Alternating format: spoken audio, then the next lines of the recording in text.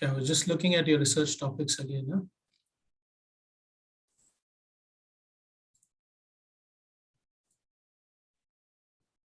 So we'll talk about case studies, phenomenology, and grounded theory just a little bit.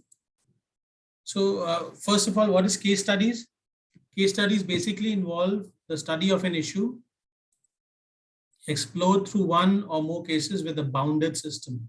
Now, the more important word here is maybe it's one or a few cases which you have to study, but they have to be bound by a particular context or bound by a particular setting. And case studies use a methodology. Case study methodology is also it's a type of design and qualitative research or an objective of study, as well as a product of inquiry. So the style of conducting research is also called case study, and the final product which you produce is also called a case study. So your product or your thesis is also the case study. Case study basically includes in-depth study of a single case or a collective case, which are bound together by a particular time and space and a particular place in the world. You use multiple sources of information to prove the depth of the case. So you go deeper and deeper by doing multiple methods of collecting the data. The case description, you state the facts about the case as recorded by the investigator. This is the first step of analyzing the data in the qualitative research.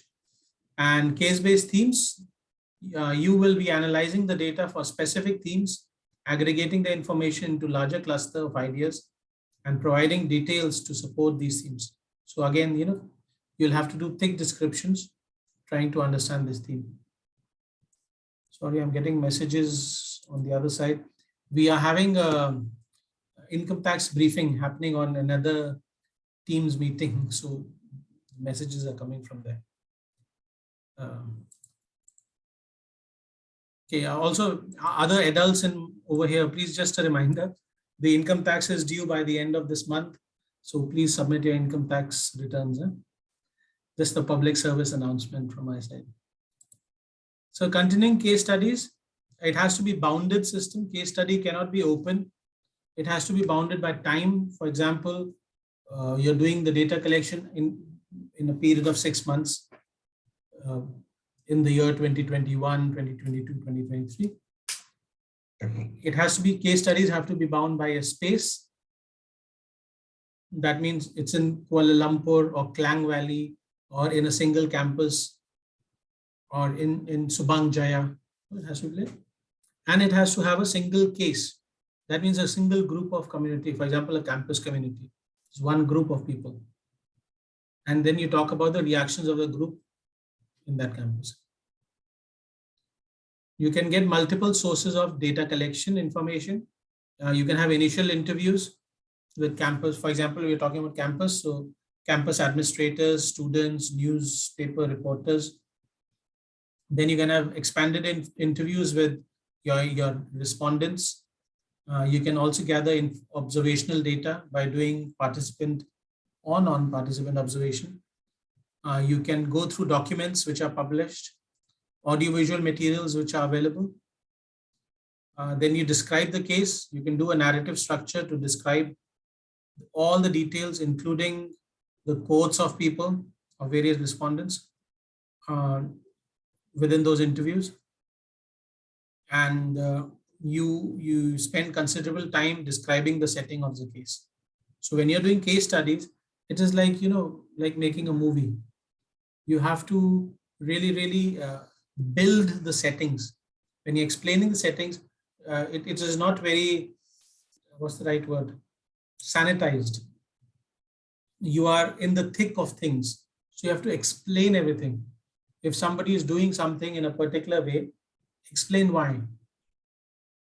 For example, I did a research on, while I was doing my PhD, I did a paper. It just got published last year. So while I was doing my PhD, I became a postgraduate what do you call this? Student council member. They and they wanted me to become I don't know, some member or vice president or treasurer. Then I said no, I don't want to be, because many of them did not know that I was a full-time lecturer in the same university. So I didn't want the kind of conflict of interest that I'm a full-time lecturer in the university and I become a student head within the same university. So I said I'll remain a member in the student council. So I became a member of the postgraduate student council. And while being a member of postgraduate student council, I spend a lot of time with postgraduates. While I'm always in campus, I'm always Monday to Friday in campus. Saturday, Sunday, again, I'm in campus because I'm doing my PhD studies.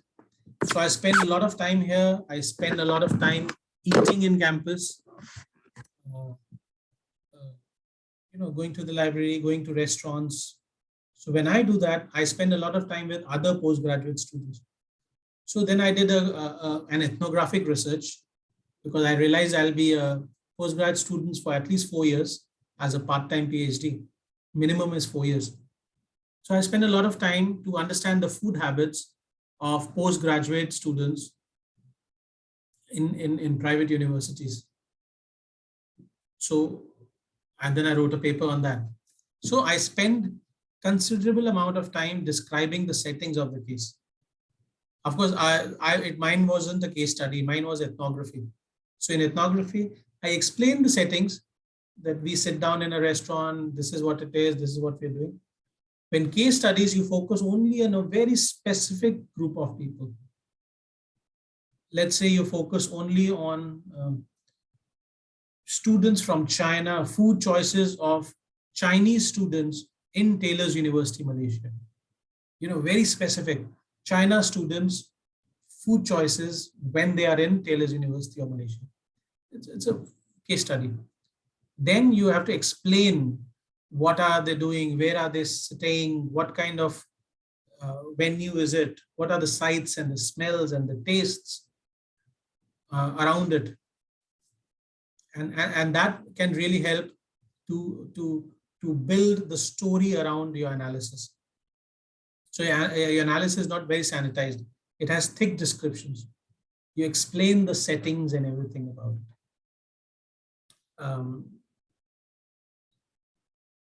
Let me give you an example. Just give me a second. I'll search for some kind of example which I want to show you.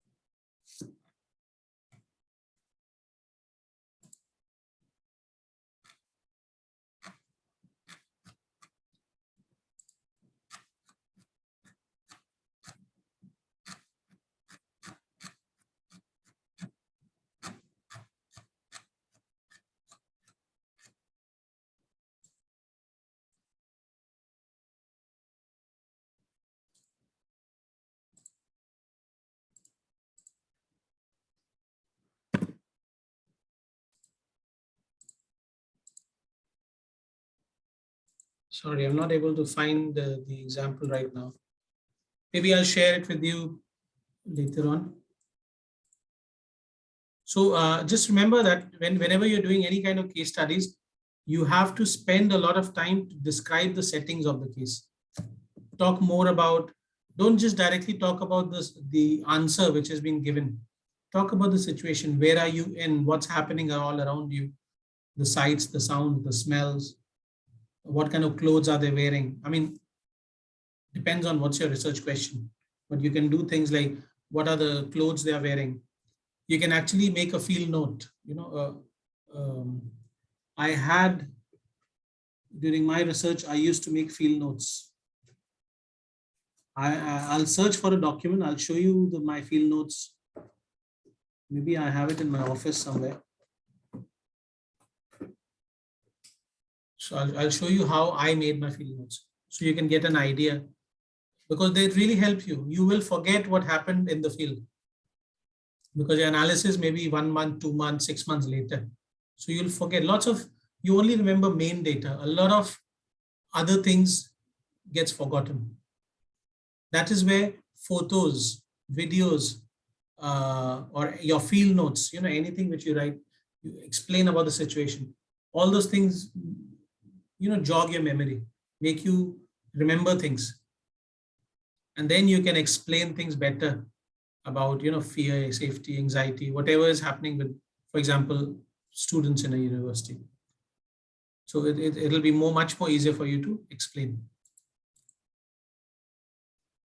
Case studies are distinguished by size of the bounded case. Your case can involve an individual. It could involve several individuals, a group, an entire program, an activity. Cases could be a single instrumental study. Cases could be collective case studies. Cases could be intrinsic case studies, where the case study focuses.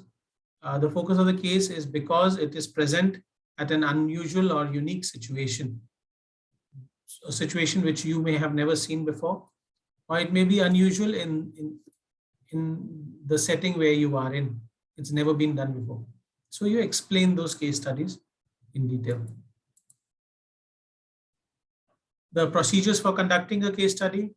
First is to determine appropriateness, define the boundaries of your case and the depth of understanding which you need to get from that case. Identify the case or cases. Is it single people? Is it multiple people? Is it in one site, or is it you have to visit 2 or 3 different sites? And then when you do the data collection, it has to be very extensive. You have to draw multiple sources of data collection for case studies. You cannot just be observations, and it will never be enough to do interviews. You'll have to do a blend of both. Maybe you'll have to click a lot of photos and try to analyze the photos also. Maybe you can see published documents and then analyze those documents also. Analysis can be done in various ways. It could be holistic. Again, I'm not going into too much detail here, but you can do a holistic analysis where you examine the entire case, or you do embedded analysis where you focus on one style or one particular element of the analysis. You can do detailed descriptions. You can analyze the emerging themes if you want. So you choose what kind of data analysis you want to do. You can interpret the data by direct interpretation. That means you look at a single instance and draw meaning from that without looking at multiple instances. It's like pulling the data apart, like peeling an onion. And then you do the analysis, and then after analysis, you do synthesis also. That means you open the data, understand the data, and then you put it back together, and then you present it in a meaningful way to your examiners. You could also establish patterns. If you think you can find some patterns in people's behavior, that's similar to what I did when I did my ethnography on food choices of students. So that wasn't my thesis. It was just a couple of research papers I did while doing my PhD. So I observed what me and other students were eating and how things were affecting our eating behavior, how exam stress or being away from home or health issues, all these things were affecting our eating behavior. So I was looking at patterns. What are the patterns emerging? So that's something what I did for that paper. You can develop naturistic generalizations. From analyzing the data, your generalizations that people can learn from this case or about themselves, that can be done as well. A few challenges for doing case studies. First is identifying the case. Now, again, this you do with your supervisors. First, you find out, is the issue worth studying? Um, not just for you, but also for,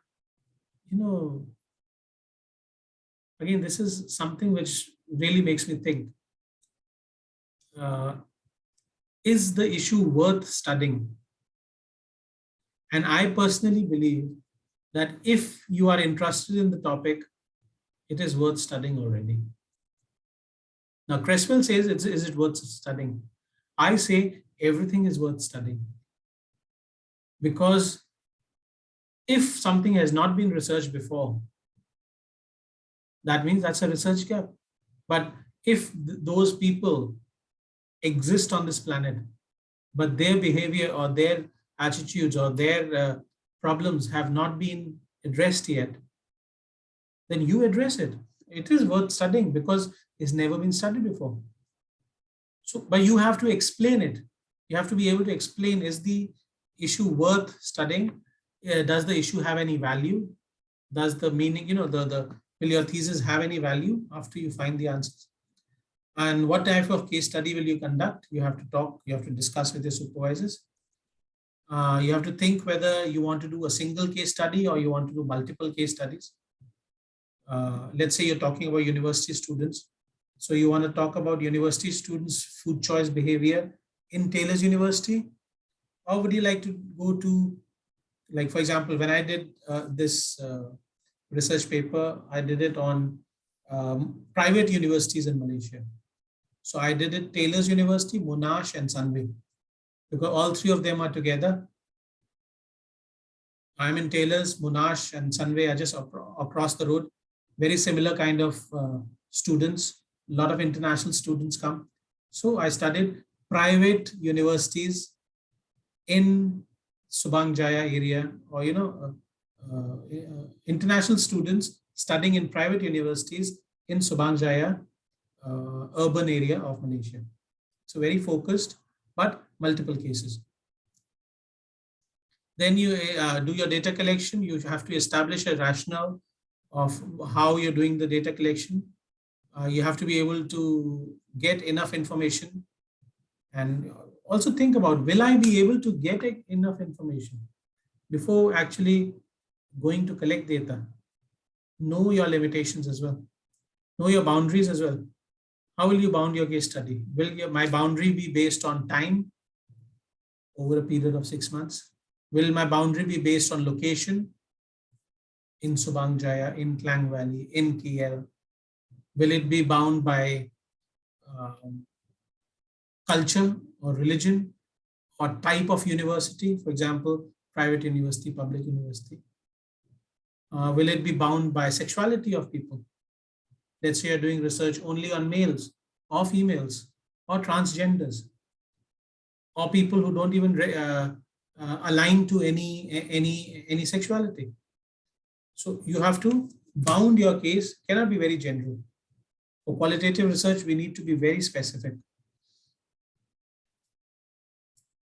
Also think about the intent of your study. Are you trying to generate any kind of theory? Are you trying to be analytical in nature? Will you display cross-cultural comparisons? Compare one culture to another? Will you be displaying within the case comparisons within one culture, but you're trying to find comparisons within that case? Think about it. You have to talk rather like you have a rhetorical structure, whether you want short descriptive open statements, identify the issues, identify your proposing method, extensive body of uncontested data. Uncontested data means usually published data. Present the key ideas, investigate the issues, give me your assertions, and then give a closing statement. This is usually the structure which is used for case studies. Again, I'll not go too much into case studies. I'll just compare case studies with the other styles of research. For example, case study approach is clearly identify a case, is examined, often illustrating the complexity of an issue. Compared to this narrative inquiry, you study the life of a single individual, for example. So you narrate what's happening. That's narrative inquiry. Case studies, you focus on one case, examine the complexity of the case. Case studies are usually bound by time space. It can be single or collective, can be based on an event or a process or a program or an individual. Narrative inquiries are usually stories, epiphanies, lived experience, or chronology of a group or of an individual. For case studies, usually you ask what happened. You think of the different approaches, intents, and structures. Whereas in narrative inquiry, you talk about what stories can be told, what theories can relate to these stories about this person's life. Case studies, usually you do interviews, you read documents and records. You also do observations. For narrative inquiry, very similar. You do documentations, you do interviews, you do observations as well. Data analysis for case studies. You describe the case and the context, establish the themes and patterns which emerge, develop naturistic generalizations. Compared to that, in narrative inquiry, you describe the experiences which people feel, identify their stories, interpret the stories, and try to find the larger meaning of the situation. Case studies are presented as in-depth narrative about a particular case. You give tables and figures, in-depth analysis. Narrative again it presents as a narration. Narrative inquiry is more like a story, telling me a story. Focus on the theories, the features of the person's life, the process, how they live their life, etc. Compared to that, case studies, if you compare to phenomenological studies, phenomenal studies examine the psychological concepts or the phenomenon. What is the phenomenon presenting in this research? They describe the experiences, meanings, and essence. The type of questions they ask is what was experienced. In case studies, usually you ask questions like what happened? Whereas in phenomenological studies, it's what was experienced. How did they experience it? What meanings did they ascribe to these experiences? So that's, you're studying the phenomenon. Phenomenon has much more deeper interviews, and it's much more analyzed interviews. Sometimes you do multiple interviews with the same people again and again, repeated interviews. So you get much deeper analysis of what people experience in life. The data analysis for phenomenological, you analyze the significant meanings of the statements. Look for the significant statements or quotes about their meanings. So you try and find quotes said by people. You can go back and interview the same people again. What did you mean when you said this to me yesterday? Can you explain this further? What did you mean when you were talking to me about this kind of thing? So you're studying the phenomenon. These reports are clustered into broad themes. You describe what was textual, what was experienced, how was it, how was this situation experienced by the people. You combine the experience and combine the how did the experience make these people feel. You combine both of them together, find the essence of what really happened. So that will be phenomenological study compared to case study. So it's more psychological. You have to do much more thinking when you're studying a phenomena. Compared to this, grounded theory is grounded in a theory. That means you are trying to, you read a theory, you try to understand. Grounded theory is, somewhere between qualitative and sometimes can be quantitative as well. A grounded theory is like, just like quantitative research, you have hypothesis. So for grounded theory also, you you try to develop hypotheses. You read old theories, you think about those theories, and you think, and then when you analyze any kind of data, you try keep linking your data with those previous theories, and then you generate a new kind of hypothesis or a new kind of theory. For grounded theory, you move from description of a phenomenon to develop a theory of practice. So usually grounded theory practitioners are trying to develop new theories, which can be tested out by more quantitative researchers in the future. So the purpose here is to generate or develop propositions, processes, and a new theory. The questions here, case studies, you ask what happened, whereas in grounded theory, you'll ask what theory explains this phenomenon. So whatever is being studied, you will link it with the theory, previous theories from literature. What were these experiences? What caused these experiences? What strategies did they use to cope with them? What were the consequences of these strategies? What specific interaction issues and larger conditions influence these strategies? So again, you study qualitatively, but you try and link it with some kind of previous research, some kind of research which you believe in. For grounded theory, you do lots of interviews. So, it's what I personally feel, in my opinion, it's somewhere, when you look at that onion of what Dieter and they showed you earlier, it is grounded theory somewhere in the middle. It's neither positivist nor interpretivist completely. A little bit towards interpretivist, but you try to go with many more people. Instead of doing 5 or 10 interviews, you may do 20, 30 interviews to try and explain the phenomenon and try to link it with some kind of theory. So data analysis, the procedure for data categorizations, you do coding, you do interpretivist, you do interconnecting codings, axial codings. You build some kind of theories, some kind of discourse, and then you, based on that discourse, maybe you create a new table or a new theory or a new diagram. This is how people function. This connected to this does this. You will create some kind of theoretical framework or a theory. So grounded theorists basically will try to build theory based on their data collection. Written report, you discuss the relationship of the theory to the previous knowledge or previous theories, and based on that, you create new theories for future research and practice. So that's grounded theory. Compared to this, then you have ethnography, which is what I do. Ethnography are generating a theory grounded in data. That means we read a lot of data, and then when we go and study some things, we've analyzed we build codes. After we build codes, we don't generate a theory.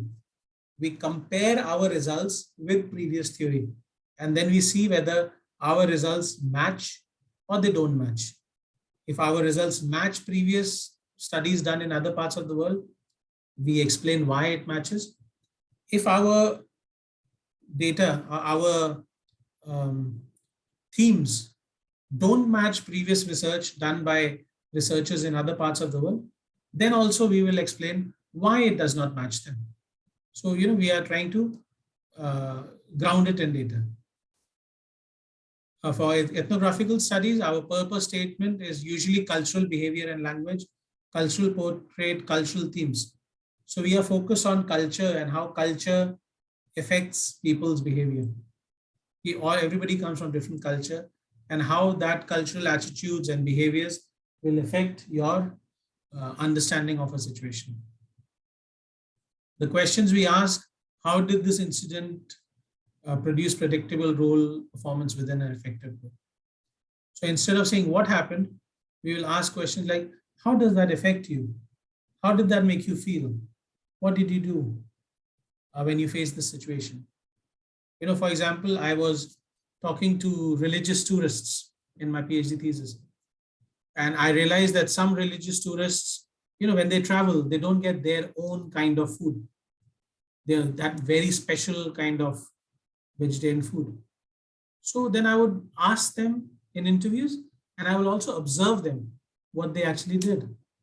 So in some interviews, some people, I still remember, there was an American retired SEAL, Navy SEAL, Army, Navy retired personnel. So he had become a religious Hare Krishna, the people I was researching on. So I asked him, I said, what do you do when you don't get your kind of food?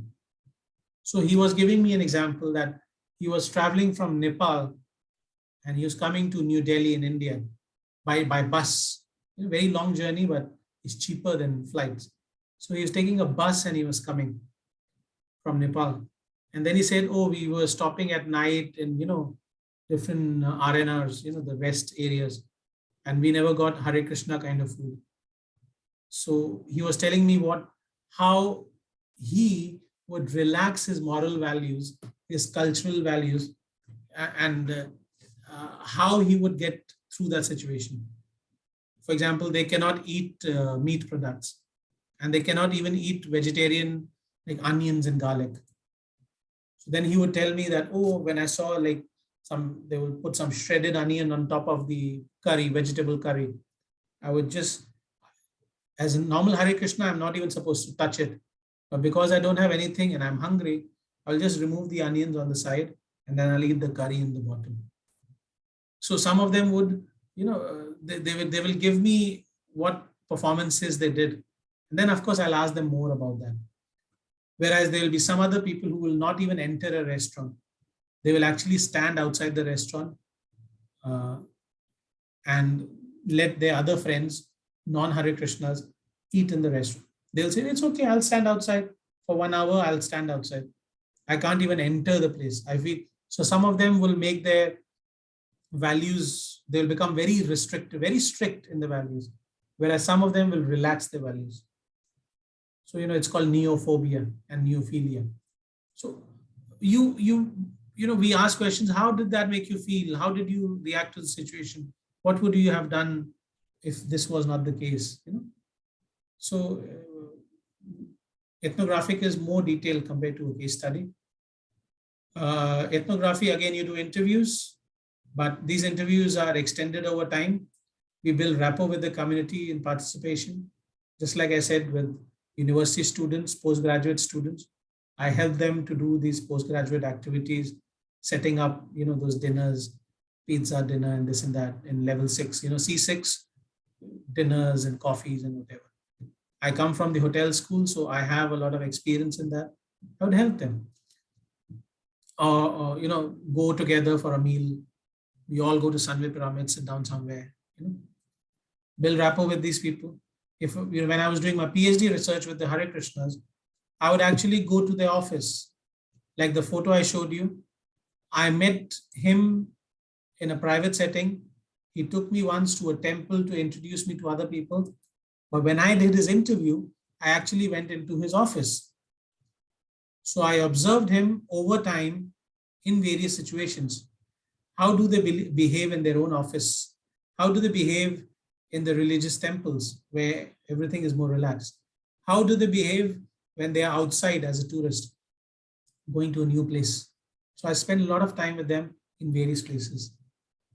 For example, with the American Navy SEAL, I spent time with him in New Delhi, which was the capital of India, where he went. He came for a holiday and he was spending time with the Hare Krishnas. But then he traveled to another city and I was also going to that city. So I went there. I met him again in that city. And then I talked with him again. I also observed his behavior in the city, in the restaurants, outside, in the temple, when we went to restaurants, how he behaved there. So it's like multiple methods of data collection over a period of time. Then I interpret and make sense of the findings, present these narrative findings as tables or sketches or figures, and then report the The report is basically a summary analysis of the findings, which I have done. So that's how you would do ethnography compared to a case study. So these are a few ways in which we can do data collection, grounded theories, case studies, phenomenology as well. Any questions at the moment, guys?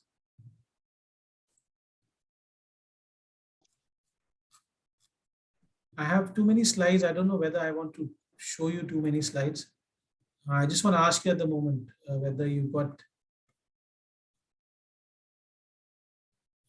or is there anybody who's still not chosen which methodology you want to use? Or which method? We'll forget the method. Which methodology are you going to use? Are you still, anybody who's still not decided? Whether you want to do phenomenology or you want to do grounded theory or case studies.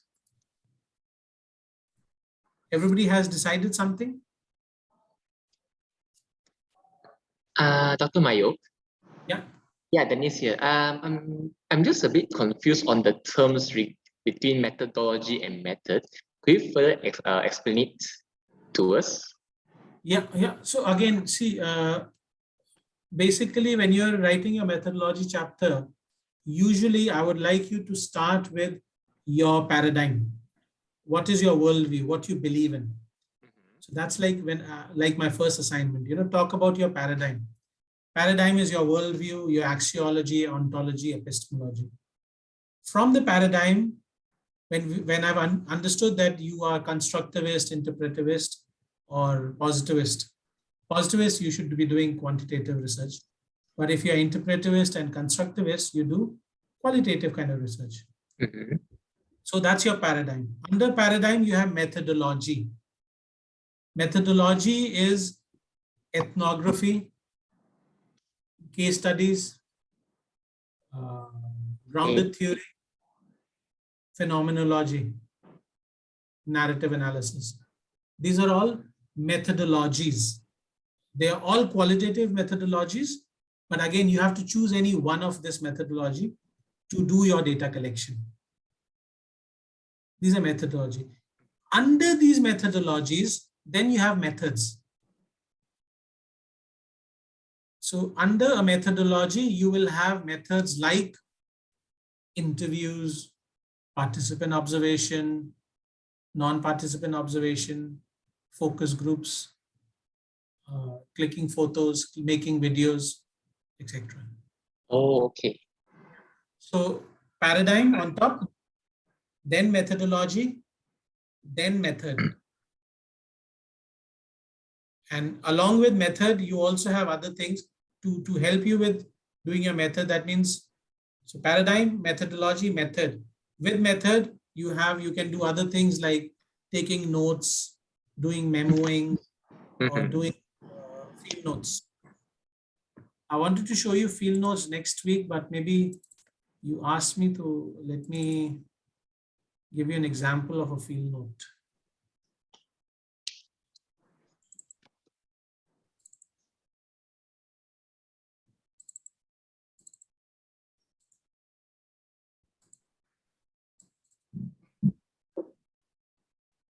Just in case you're not aware, Dr. Mayuk, Tuesday next week is a public holiday. Correct. No worries. If it's a public holiday, it's a holiday. We will cover. Basically I have 6 topics to cover, and we've got 7 classes. So in the last class, we have week 7 also. So in week 7, I'll cover the topic number 6. Which is basically the next topic would be reflexivity in your research. So we will cover that in the week 7. No worries. I don't know who asked me the question. Sorry, I didn't see the screen. Huh? Somebody asked me about articles on phenomenology. I don't have Lee Chen. I don't have any articles on phenomenology because I never downloaded anything during my thesis time.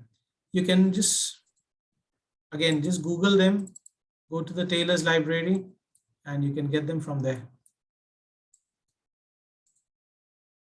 Okay, no problems. Okay, for example, this is a field note which I used to do. This is just a sample of a field note. Huh? So while you are doing your data collection could be interviews or observations or focus groups or non-participant observation. You also do field notes. So I had like this, I had like a few hundred pages, printouts like this. And I don't have it here. I don't know. Maybe it's in my office somewhere. I just printed out hundreds of copies. And every day, wherever I am during my data collection, I would fill this up. Again, this is created by me. There's hundreds of varieties of field notes you can create.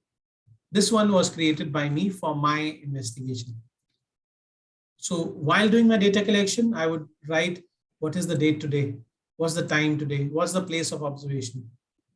Am I in the temple? I'm in a restaurant. I'm in the market.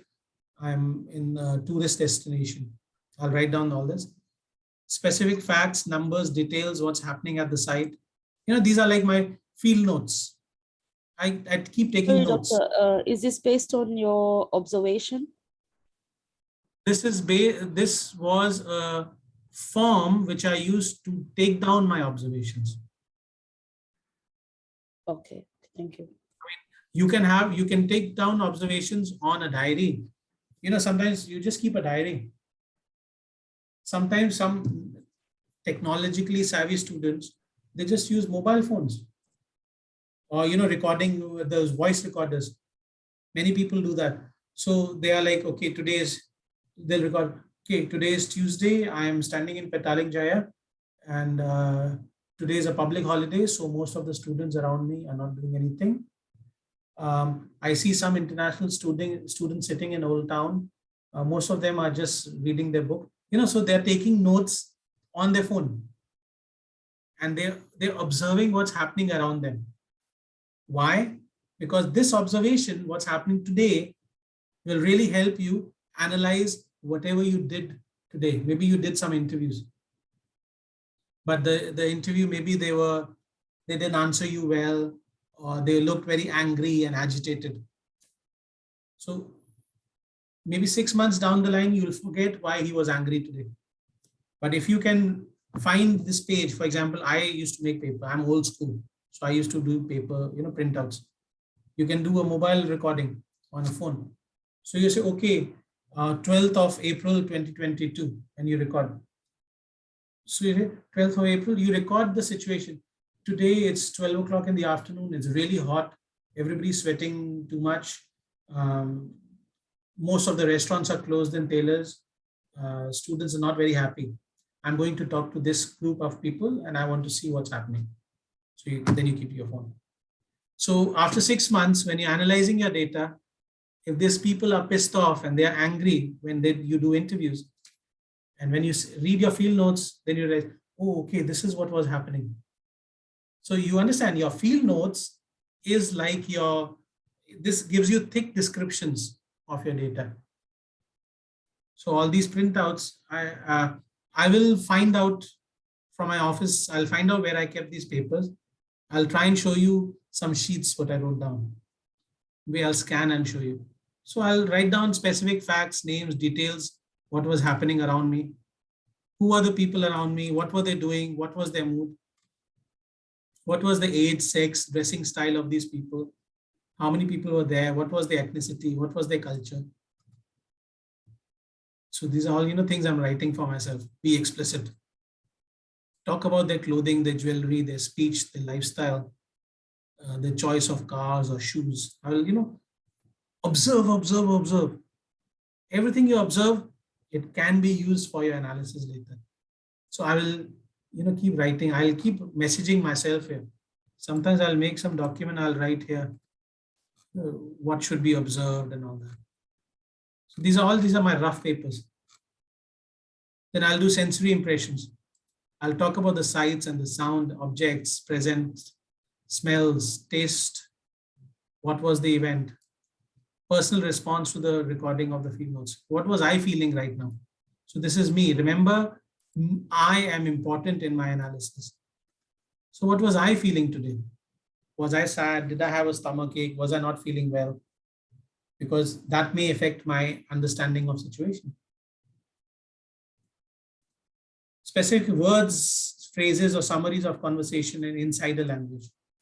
Sometimes you're talking to these people and a lot of words come out which you've never heard before, but it is a part of their vocabulary. So you listen to their vocab and you try to find out, okay, I'm hearing this word again and again. Then you write down these words. In the future, you can ask questions about these words. For example, when I was doing research on Hare Krishna vegetarians, they used to talk about, oh, the food wasn't Krishnatarian. I didn't eat the food because it wasn't Krishnatarian. So again, for them, it was an insider language, Krishnatarian food. It's called Krishnatarian. So I know what is vegetarian. I know what is non-vegetarian. I know what is lacto-vegetarian, ovo-vegetarian. There's also something called pescatarians. There's many varieties, vegetarians, there is non-vegetarians who don't eat, who eat meat. Lacto-vegetarians who eat milk products, butter, cheese, Ovo-vegetarians who eat eggs and vegetables. Pescatarians who eat fish and vegetarian products. Then you have vegans. So there's many types of vegetarians, but I had never heard about Krishnatarian. But they were talking about Krishnatarian all the time. So that's an insider language. Then slowly, I found out what that means. So anything which you hear while doing your data collection, write down. Question about people's behaviors on the side. So while you're doing any data collection, if you find some kind of question you want to ask them in the future, or maybe you're not doing interview, you're just sitting in a place and you're observing people, just make field notes. Maybe one day, all day, you're not doing anything. You just sit and fill up 20 pages like this after every 1 hour. What's happening with the people? So you can write down any questions I want to ask in the future. So this is a field notes which I used to do. And then in the future, I would ask people questions. That I had questions to ask. Field notes, I listen to people. Questions to ask, this was my research questions. My research question 1, research question 2, research question 3, research question 4. So all my research questions were focusing on something. So I again, this is not for anybody, this is for me. My first research question was to understand what is these people's understanding of vegetarianism. How is it different from vegetarianism across the world? Over here, I wanted to focus on their experience and knowledge. Then I asked them these kind of questions. Then my next research question was this. I wanted to find out influences impacting them, their behavior. I wanted to focus on their behavior and experience. Then some questions. Then what happened to the values while making a holiday? Again, focusing on their opinion and values. Did the values change? Did the values become different? Then does the tourist experience influence or transform the values? So then I was talking about their sensory experiences. Does that change them for the future, or do people stay the same? So then I have some questions. So these were my interview questions. 4 research questions, maybe, I don't know, 10, 12 interview questions, plus field notes, plus, of course, these are some my interview and transcription of my interviews is all given here. People who are interviewed. So I would write their names. Who are these people? For example, let's say I see somebody like this. So I would also, take down their background, which country they are from. This is my transcription when I analyze the interview. their date, their telephone numbers, their email. In the future, if I want to contact them, I keep the email. I always ask them for permission. I tell them I'll never use your words for my analysis, but in the future, if I have any question, can I email you? Can I call you? Then that was my research question, my answer. Again, this is rough work. Huh? This is work which I did, rough work. So I don't write my full question. I know my question already. So you'll have to do interview and then you have to do your transcriptions of these interviews. So for me, everything was old school. Everything was done by me. Everything was done manually by me. I did not I didn't have money, frankly, to employ people to transcribe my data.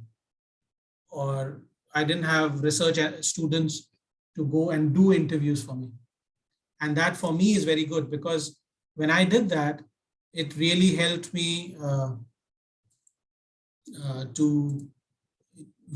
to understand what was happening.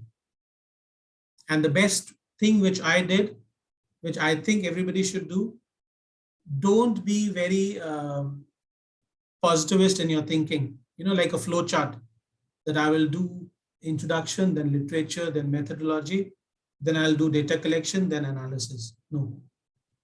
Especially for qualitative research, especially when you're doing data collection, you should do data collection, analysis at the same time.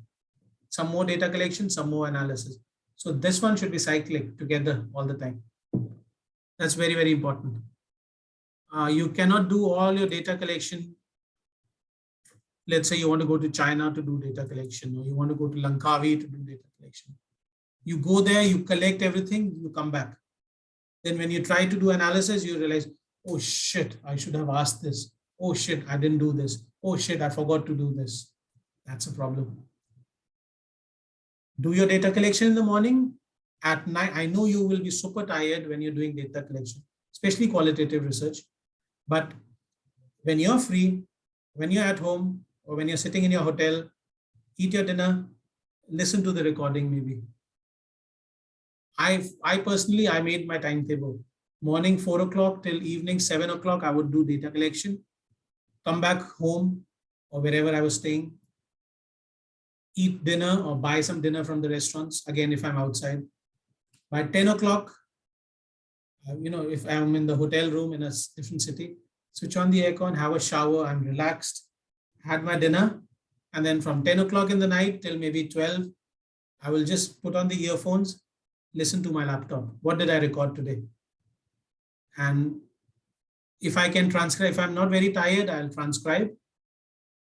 If I'm very tired, I don't want to write, I just listen. Sometimes when you listen and then you realize, I didn't understand what he's saying. So you in your field notes, you write down. Next day morning, you try to find the same person again. Or if he's not there, you give him a call. Hey, remember we talked about this yesterday and you were talking about this is what you were doing. Can you explain further? What do you mean? Multiple points of contact with the same person, multiple data collection, analysis. I don't know what question was asked, but I explained a lot here. Any other questions, people? Yes, Dr. Mayu, I want to ask, can you hear my voice? Yes. Actually, during our data collection, can we change our method? During your data collection, that means while you're in the field? Yes. You can, but why do you want to do that? For example, if the situation it's not compatible for us. For example, if I want to do FGD at first, but then the community have a problem, for example, the social class or something. So the FGD actually it's not good if I taking with FGD. So sorry, I didn't understand. FTT. FGD, focus group discussion, FGD. Okay. Yeah, and then because the situation is not good, then I change to the interview, for example. Is this okay or? It should be okay, but you again remember, like I told you in qualitative research, it's never linear. So if you change your data collection, you realize I cannot do focus groups, I can only do interviews. You'll have to go back to your methodology chapter, change everything again, talk to your supervisor, and make sure he agrees to this change. That's very important, because remember, all of you will only go for data collection after you've done your proposal defense.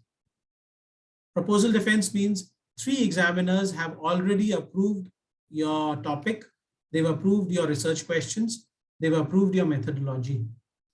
And the ethical committee has also approved your ethical issues for your topic. Only after that you go for data collection. Then if you change your methodology, talk to your supervisor. In your case, I think should not be an issue, but for many other cases, it can be an issue, because maybe the school, maybe your supervisor, they will tell you that based on this research topic, if you were doing focus group, there was no ethical considerations. But if you're doing a personal interview, maybe you will be harming the participant, for example. So you may have to go for another proposal defense, or you may have to submit another ethical approval form. Maybe again, so again, can be done, definitely can be done, but you should have a contingency plan, and you should be able to change. And if your supervisors agree, then you have to go and keep updating your methodology chapter, your introduction chapter, and your abstract, because everywhere you've written something else. So remember, you'll have to do everything you do, you will have to write it multiple times. So it's okay. I'll give you example. Like I think I told you this. I did face-to-face interviews, but for some people, they did not want to come for face-to-face interview, maybe because of some reasons. So for them, I had to do an email interview. But I know when I do the email interview, the results will be,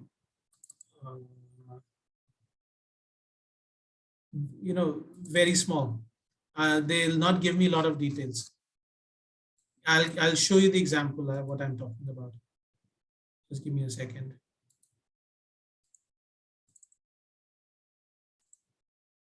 So this is the person I was telling you about who didn't want to do a face-to-face interview.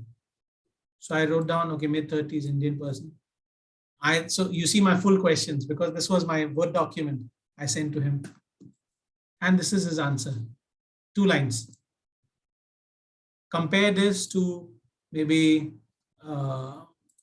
somebody else who I did an interview. Same first question.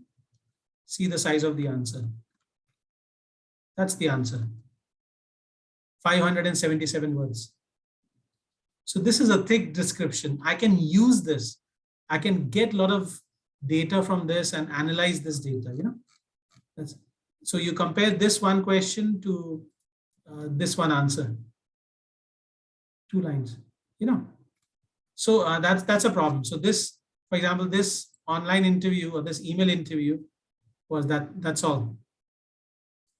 Already shared the answer. What do you feel about this? Already shared the answer. But if I was face-to-face with him, he will say, hey, I already told you. I would re-ask the question again in a different way. I'll say, no, what you answered was different.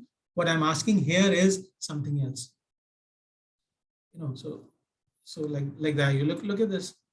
I can't use this. Look at this answer, I avoided. I wanted, 20 lines you gave me, I avoided. So that's a problem. What you want is this. You want thick descriptions like this. You can use this data. Look at this. That's one answer. It's a beautiful answer. I can get a lot of data from this. So can do, no, nobody stops you to do multiple data collection tools. Just make sure that your supervisor is aware. And if your supervisor says it's okay to do another method, which has not been presented in the oral defense, proposal defense, okay, go ahead, no issues. But you also, as a PhD student, keep thinking about this also. Will my personal interview affect this group of people? Let's say you're doing a focus group with a group of people who are suffering with AIDS, acquired immunodeficiency syndrome. They are, AIDS patients. They are sitting in a hospital. You get them in the cafeteria together. You tell them, I'm a researcher from Taylor's University, and I want you to discuss what happened, how you feel, whatever. I don't know. So if maybe when they're talking in a group, they have a support structure. They have nurses around them. They have a doctor. They have each other. They can be relaxed while sharing their experience. Suddenly you say, okay, no, I can't do focus group because the hospital does not allow me, for example. So you say, sir, can I do individual interview with you in your hotel bed, in your hospital bed, or maybe in your house? When you personally interview them, things change. They don't have a support group around them. They are all alone. They may share their stories, but they may start feeling sad or uncomfortable, or their mental health may start suffering. So you have to really think about this. Otherwise, okay, no problem. You can do multiple data collection tools. Anything else anybody wants to ask me?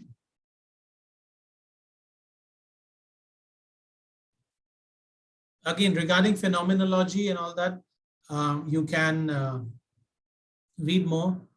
We are coming to the end of the time for the class. I think I talk too much sometimes. What I will do is I will give you the slide for today, because I have a really big slide.